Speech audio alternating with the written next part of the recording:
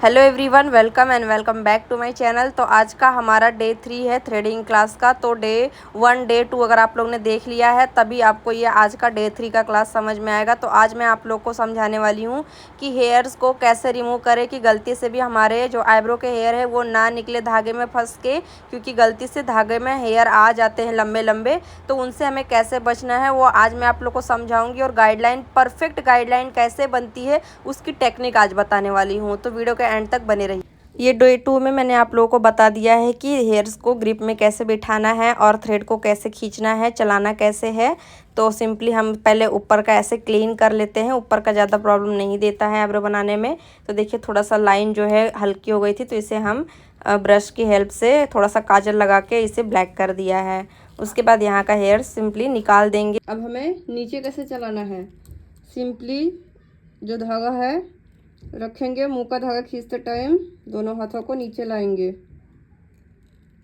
नीचे नीचे।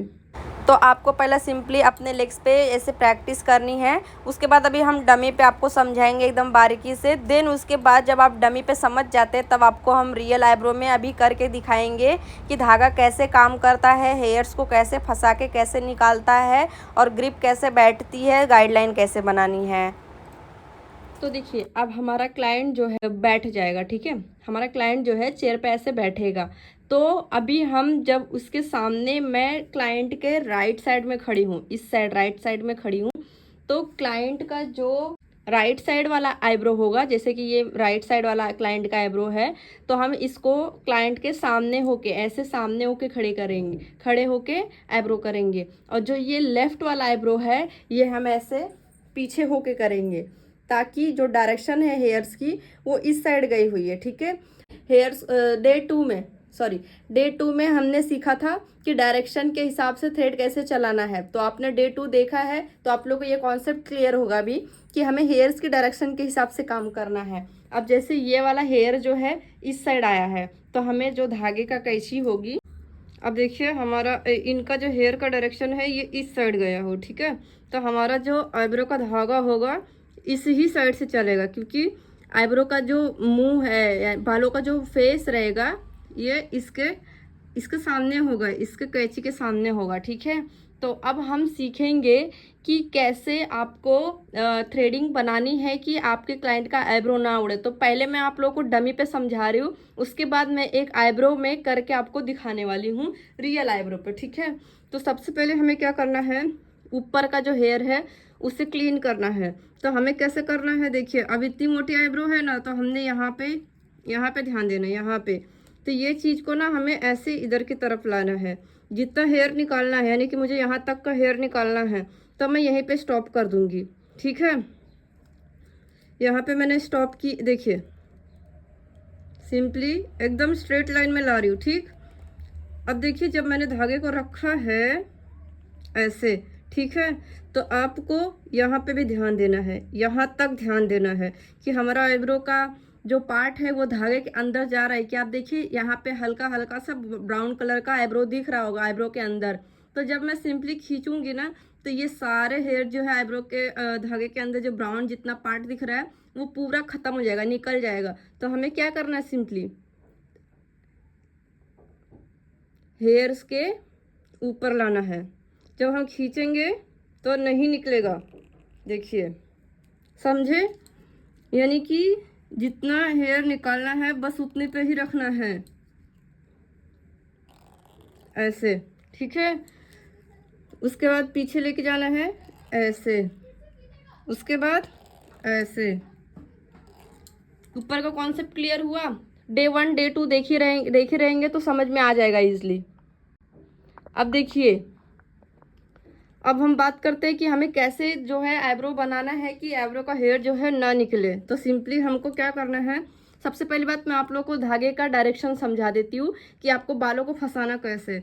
बहुत से लोग, देखो मैंने आपको बताया था ना कि ऐसे करना है, ये हाथों को ऐसे करना है, ठीक है, ऐसे करना, वो तो ठीक है। लेकिन यहाँ पे जब हेयर्स को हम फंसाते हैं तो ऐसे करते हैं तो हमारा जो है यहाँ तक चला जाता है। देखिए जब हम धागे को फंसा रहे हैं और जब खींच रहे हैं तो ऑटोमेटिक देखिए धागा अपने यहाँ से हिल के देखिए नीचे की साइड आ रहा है, ठीक है। मैंने तो दोनों हाथों को ऐसे ही रखा है और मुंह का धागा खींच रही हूँ, तो अभी क्यों धागा जो है फिसल के नीचे की तरफ आ रहा है। मैंने सिंपली इसको प्रेस किया, इसको प्रेस किया, अब खींचते टाइम नीचे की साइड आ रहा है धागा। तो आपके भी साथ ऐसे ही होता होगा, इसीलिए जो गाइडलाइन है हमारी प्रॉपर नहीं बनती है। तो आपको सिंपली क्या करना है, ये जो हाथ है ना, ये वाला ऐसा, ये वाला, इसको ना ऐसे करना है, ऐसे ऐसे, यानी कि जो उंगली है नीचे की साइड, अंगूठा थोड़ा सा ऊपर की साइड, यानी कि धागे को जो है, धागे की डायरेक्शन ऐसे होनी चाहिए, ऐसे, ऐसे नहीं होनी चाहिए, ऐसे नहीं होनी चाहिए, ऐसे होनी चाहिए, ठीक है। तब जाके ये बाल जो है हमारा निकालेगा। ऐसा रखा, देखिए निकल गया, ये देखिए। ऐसे क्रॉस रखेंगे ना इस धागे को, ऐसे रखोगे तो भागेगा नीचे की साइड, ऐसे रखना है, ठीक है। ऐसे रख के दबाना, प्रेस, प्रेस किया, मुंह का धागा खींच लिया। अब तो नहीं भाग रहा है ना धागा, अब तो अपनी जगह ही हो रहा है, ठीक है। और मैंने हमेशा समझाया है कि गाइडलाइन एक बार में नहीं बनती है, एक ही जगह पे 2 से 4 बार थ्रेड को चलाएंगे तब हमारी एक प्रॉपर फिनिशिंग गाइडलाइन बनती है। एक जगह पे सेम डायरेक्शन में 2 से 3 बार धागे को चलाएंगे तब हमारी प्रॉपर गाइडलाइन बनती है। और हमने हेयर्स को, बड़े वाले हेयर्स को निकाल दिया एक लाइन में, लेकिन फिर भी हमारी गाइडलाइन जो है वो नीट एंड क्लीन नहीं दिखाई देती है। तो उसका बहुत बड़ा रीज़न ये होता है कि जो पलकों पे छोटे छोटे रोए होते हैं वो साफ़ नहीं होते, इस वजह से भी हमारी गाइडलाइन प्रॉपर नहीं दिखाई देती है। तो आपको सिंपली क्लीन करना है, तब जाके आपकी गाइडलाइन दिखाई देगी। तो देखिए, जैसा ट्रिक बताया है, पूरा आईब्रो आपको ऐसे ही करनी है। अभी मैं आपको रियल आईब्रो पे करके दिखाऊंगी। ये देखिए, बिल्कुल भी भाग नहीं रही है। नीचे थोड़े थोड़े पार्ट में काम करना है, ठीक है, नीचे थोड़े थोड़े पार्ट में काम करना है। एक साथ इतना सारा आईब्रो लेके और ऐसे नहीं निकाल देना है, क्लाइंट को बहुत पेन होगा, क्लाइंट का स्किन भी कट सकता है। तो आपको सिंपली धागे को ऐसे करना है, ठीक है, ऐसे करके नहीं चलाना है, सीधा सीधा ऐसे करके चलाना है, ठीक है। धागे का जो फेस रहेगा ऐसे रहेगा क्रॉस में, तब जाके एक कैंची बनेगी और एक धागा जो है हेयर्स को निकालेगा। तो ये आपको कॉन्सेप्ट क्लियर हुआ, थ्रेड को कैसे, गाइडलाइन कैसे बनानी है। उसके बाद अब हम कैसे धागे को जो है चलाएं कि हमारा आईब्रो का बाल जो है गलती से भी धागे में ना आए। तो आपको सिंपली क्या करना है, धागे को ऐसे रखना है, खींचते टाइम क्या करना है, जब हमने ऐसे ग्रिप बिठा ली है तो खींचते टाइम मुंह का धागा जब मैं खींच रही हूँ ना, तो दोनों हाथों को भी क्या करना है, ऐसे कि नीचे की साइड लाना है, ऐसे ऐसे, ध्यान से देखिएगा। मुंह ग्रिप बिठाया, मुंह का धागा खींच रही हूँ, दोनों हाथों को भी नीचे खींच रही हूँ। इससे क्या होगा, अब आपको ये लगता होगा कि अब मैं जब नीचे की तरफ ला रही हूँ तो ये जो धागा है नीचे आ जा रहा है, तो ऊपर का बल जो है वो नहीं निकलता होगा। तो जी ऐसा बिल्कुल नहीं है। जब मैंने क्या किया, यहाँ पे पहले बालों को जो निकालना है धागे में फंसाया, फिर उसके बाद हल्का सा रिवर्स लिया आगे की तरफ, आगे की तरफ, इससे हमारा जो बाल है वो लॉक हो गया, ठीक है। लॉक हो गया का मतलब जितना हेयर को हमने लॉक किया है इस धागे के बीच में, जब हम मुंह का धागा खींचेंगे तो प्रॉपर वो हेयर जो है वो निकलेगा, ठीक है, वो छूटेगा नहीं।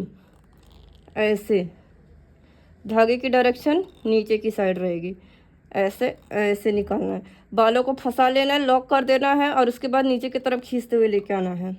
मुंह का धागा ऊपर खींचना है, नीचे ये दोनों हाथों का धागा नीचे। इससे आपका एक भी बाल जो है ऊपर का नहीं निकलेगा, सारा का सारा नीचे का ही निकलेगा। आईब्रो बिल्कुल आपकी सेफ रहेगी। आप लोग एक बार ट्राई कीजिएगा। अब हम देखते हैं रियल वाली आईब्रो पे कैसे मैं धागे का मूवमेंट कर रही हूँ। यहाँ तो मैंने आपको देखिए बिल्कुल आंखों की तरफ इधर तक करके दिखाया, ये तो मॉडल है, ठीक है। जब हम क्लाइंट का आईब्रो करते हैं तो हमें कितना नीचे लेना है वो अब हम रियल आईब्रो पे देखते हैं।